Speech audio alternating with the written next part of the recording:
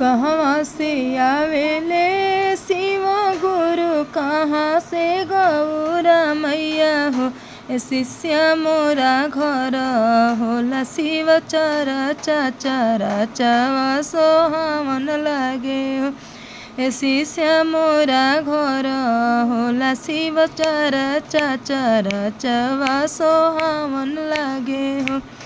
देवलोक से आवेले शिव गुरु, संग में गौरा मैया हो। शिष्य मोरा घर होला शिव चरचा चरचवा सोहावन लागे हो। शिष्य मोरा घर होला शिव चरचा चरचवा सोहावन लागे हो।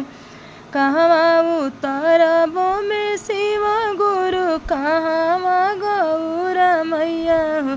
ए शिष्य मोरा घर होला शिव चरचा चरचवा सोहावन लागे हो।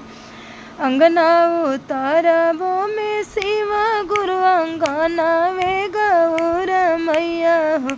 ए शिष्य मोरा घर होला शिव चरचा चरचवा सोहावन लागे हो। भंगिया धतुरावा के भोगवा हम आरती उतारबी हो। शिष्य मोरा घर होला शिव चरचा चरचवा सोहावन लागे हो। शिष्य मोरा घर होला शिव चरचा चरचवा सोहावन लागे हो। अगर हमार वीडियो अच्छा लगी तो लोग एक लाइक ज़रूर करब जा और हमारा चैनल के सपोर्ट करी जा। हर हर महादेव और कमेंट में हर हर महादेव लिखी जा।